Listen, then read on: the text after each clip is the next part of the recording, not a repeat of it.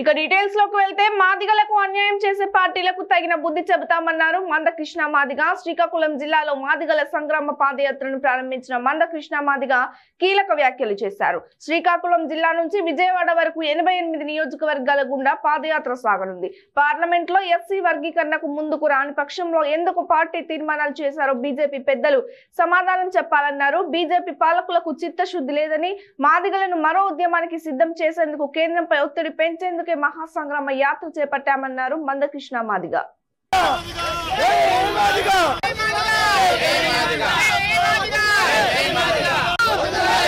SC రిజర్వేషన్ల వర్గీకరణకు చట్టబద్ధత కల్పించడంలో కేంద్ర ప్రభుత్వానికి నాయకత్వం వహించే బీజేపీ ప్రభుత్వం చేస్తున్న తీవ్రమైన నిర్లక్ష్యాన్ని నిరసిస్తూ ఈరోజు శ్రీకాకుళం నుండి మాదిగ రిజర్వేషన్ పోరాట సమితి జాతీయ అధ్యక్షుడు సోదరులు మున్నంగి నాగరాజ్ మాదిగ నాయకత్వంలో మహాసంగ్రామ యాత్ర ప్రారంభిస్తున్నాం.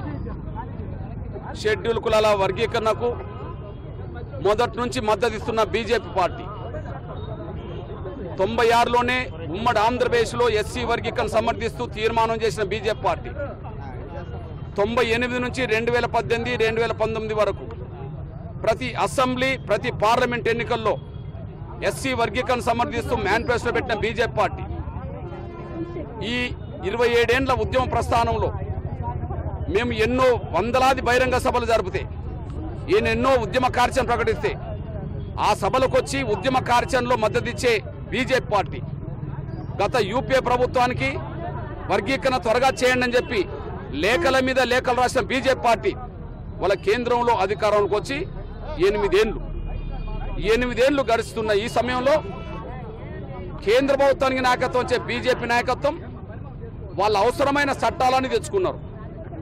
వాళ్ళు రాజ్యసభలో వాళ్ళ చట్టాలు పాస్ చేయించుకున్నారు, వాళ్ళు లోక్సభలో పాస్ చేయించుకున్నారు, వాళ్ళ ఇష్టమైన రాజ్యాంగ సభలన్నీ తెచ్చుకున్నారు. కానీ ఈ షెడ్యూల్ కులాల వర్గీకరణ సమస్య పరిష్కరించడంలో ఒక అడుగు కూడా ముందుకు సాగలేదు. షెడ్యూల్ కులాల వర్గీకరణ సమస్య పరిష్కరిస్తే ఈ దేశం మీద లేదా ఈ రాష్ట్రం మీద ₹1 అదనం భారం పడదు. ₹1 భారం పడని ఈ సమస్య పరిష్కారం కోసం మేము 27 సంవత్సరాలు దాటింది ఈ ఉద్యమాన్ని ముందుకు తీసుకెళ్లడం. రేపు జూలై 7 నాటికి 28 సంవత్సరాలు కాబోతున్నది. అంటే ₹1 భారం పడని సమస్య పరిష్కారం కోసం 28 సంవత్సరాలు సుదీర్ఘపోవడం రావడమే ఇవాళ రాజకీయ పార్టీలకు చిత్తశుద్ధి లేదని, ముఖ్యంగా పాలకులకు ఈ విషయంలో చిత్తశుద్ధి లేదని సాక్ష్యం. మేము సూటిగా అడుగుతున్నాం, పార్లమెంట్లో ఎస్సీ వర్గీకరణ సమస్య పరిష్కరించడానికి మీరు ముందుకు రాకపోతే మరి ఎస్సీ వర్గీకరణను సమర్థిస్తూ ఎందుకు మీ పార్టీ తీర్మానం చేసుకుంటూ వచ్చిందో, ఎందుకు 2.5 దశాబ్దాల పాటు అసెంబ్లీ పార్లమెంట్ ఎన్నికల సమయంలో మీరు మేనిఫెస్టో పెట్టుకుంటూ వచ్చారో, ఎందుకు మా బహిరంగ సభలకు మా ఉద్యమాల ఘట్టాలకు వచ్చి మీరు మద్దతు తీసుకొచ్చారో, ఎందుకు గత యూపీ ప్రభుత్వానికి వర్గీకరణ జరగని లేఖలు రాశారో దమ్ముంటే జవాబు చెప్పాల్సిన బాధ్యత బీజేపీ పెద్దల మీద ఉన్నదనేసి కూడా గుర్తు చేస్తూ, ఈ విషయంలో బీజేపీ నాయకత్వం నిర్లక్ష్యం చేస్తే ఖచ్చితంగా మాదిగల